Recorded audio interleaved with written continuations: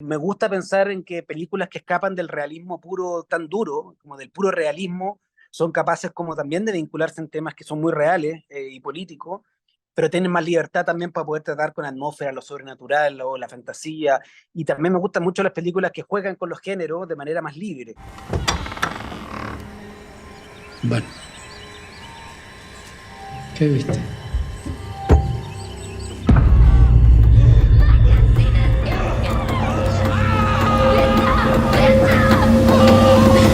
Primero que nada, te quiero agradecer muchísimo la entrevista para Spoiler. Gracias por la película.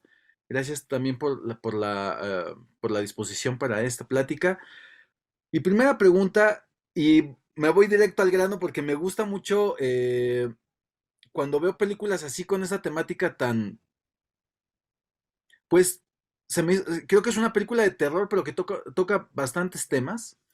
Y una película al final es que relata una historia de finales del siglo XIX, un relato que está situado pues en el pasado, que también como relato nos ayuda a entender nuestro presente, pero cómo podemos entender lo que pasó en ese momento, que es como una cacería, de alguna manera por decirlo así, como la cacería de brujas en Salem, y cómo nos ayuda a entender esta película nuestro presente, porque Mm. es una película que aunque está enmarcada en el siglo XIX, pues tiene temáticas que estamos viviendo un poco el día de hoy con cancelaciones, con varias cosas que estamos viviendo. ¿Cómo nos ayuda a entender el presente, Christopher? Bueno, muchas gracias a ustedes por el interés. Qué bueno que la disfrutaste. Yo creo que como tú bien dices, mi motivación fue a entrarme en un caso histórico, eh, pero que resuena en políticas y conflictos políticos muy contemporáneos. Yo siento que la colonización es un proceso que ha dejado herida abierta y es un proceso que todavía continúa y del cual todavía en el fondo vemos sus consecuencias que tienen que ver con sociedades muy fracturadas, sociedades en las cuales las distintas cosmovisiones que habitan en los países no necesariamente se encuentran, y eso permite lógicamente generar conflictos que no están resueltos políticamente, constitucionalmente, judicialmente, y todos esos problemas abiertos en el fondo creo que son heridas que en Latinoamérica sobre todo están muy, muy marcadas por el violento proceso colonizador que ha marcado el forjamiento, digamos, del continente de la política actual como la entendemos. ¿Hasta qué tanto nos está influyendo hoy en día la sociedad a hacer cierto tipo de cosas? Me refiero a tomar un bando respecto a algún tipo de tema, tomar banderas sobre algún tipo de ideología. ¿Hasta qué punto estamos siendo empujados a tener que tomar decisiones por cierto tipo de temas políticos? O tú cómo ves esta situación, que es a lo que todo lo que me llevó tu película, realmente más que al terror, que es muy Ujú, bueno, pero los ujú. temas adyacentes y que están en este subtexto me llamaron muchísimo la atención. Bueno, yo creo que estamos en un momento político muy intenso, al menos lo pienso en Chile, donde la sociedad está muy polarizada, eh, justamente porque al menos en Chile estamos en un proceso constitucional abierto, pero creo que son procesos en general de polarización que hoy en día en la sociedad, con el surgimiento de las extremas derechas, con el surgimiento, digamos, como de grupos cada vez más polarizados, creo que evidentemente hay un momento de tensión y hay un momento donde yo creo que todos están llamados también a tomar una posición al respecto. Yo al menos me considero una persona muy como política en el sentido de que siento que es importante tomar partido y involucrarse, y quizás la historia de Rosa también es una historia que ella busca justicia por su padre, pero lentamente también empieza a buscar justicia por algo que es más grande que ella, ¿no es cierto? Que es como este sentido de comunidad, y finalmente también hace justicia con ella misma, que es decir, con su propia identidad. Entonces creo que es interesante cómo ella se vincula, como comillas, políticamente en esta lucha, pero también desde una manera íntima, desde una manera que tiene que ver con la conexión con sus propias raíces, con su propio espacio de desarrollo. Entonces yo creo que sí, que el involucramiento, digamos, no de manera sesgada, sino se trata de tragarse ideologías y ser operante de esa ideología. Sí creo que hay que tener una visión crítica, reflexiva sobre los procesos políticos que se están llevando a cabo, y creo que el viaje de Rosa también es un viaje de alguien que está como, de cierta manera, encapsulada en un mundo y que la muerte de su padre también es un catalizador para emprender un viaje de conexión con otros y de empoderamiento a partir de la relación con otros.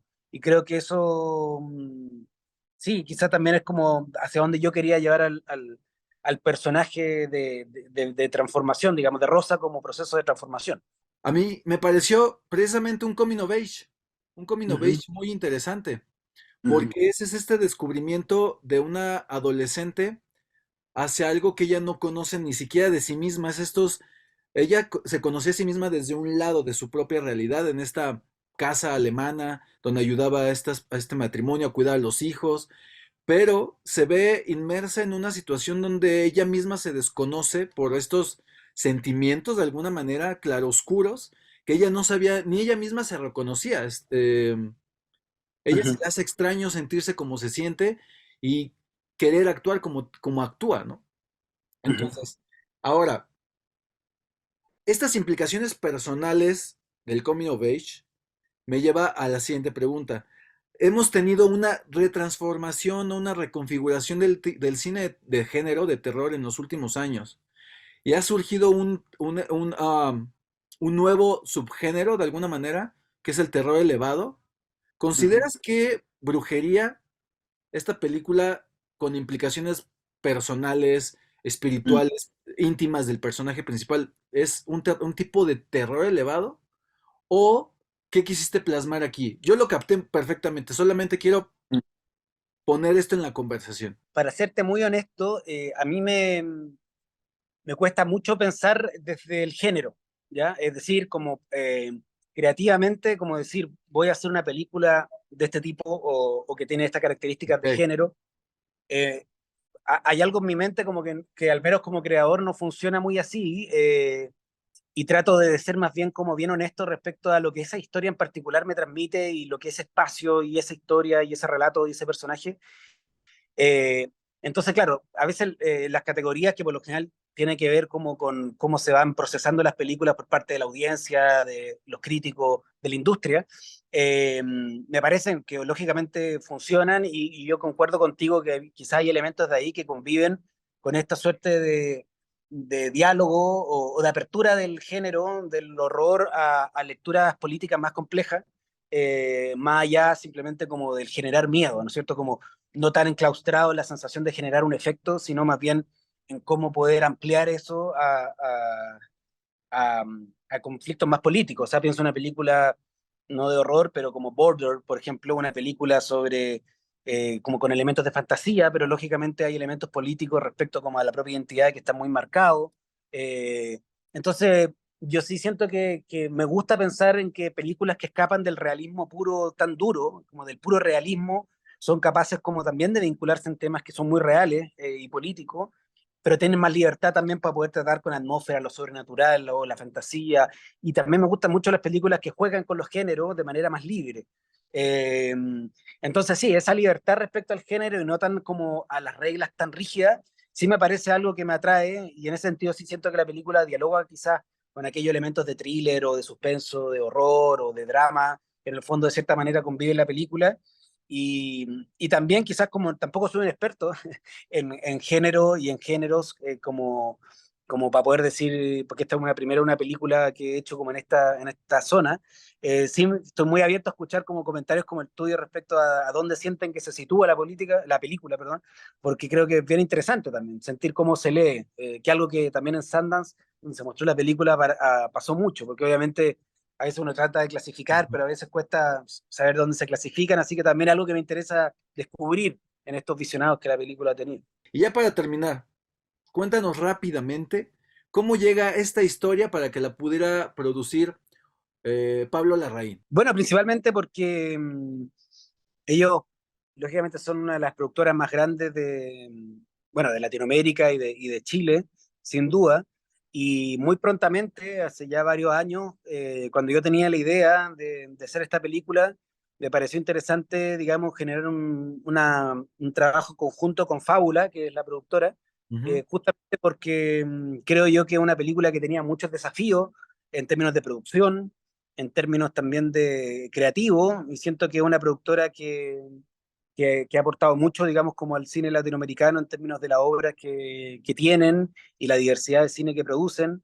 Y eso me pareció muy interesante para este proyecto, así que, de hecho, antes que estuviera la primera versión del guión, ya había ahí un trabajo en conjunto que a mí me dio mucha libertad también para poder desarrollar mi propia mirada respecto a la película, así que fue un trabajo muy interesante, muy productivo y también recogiendo toda la experiencia que ellos tienen desde la dirección, también desde la producción, que yo creo que algo muy positivo, lógicamente, para el proyecto y así también con las otras productoras como Pimienta Films en México o The Match Factory en Alemania, que son productoras con mucha experiencia y a la cual yo también me gusta mucho el trabajo que realizan.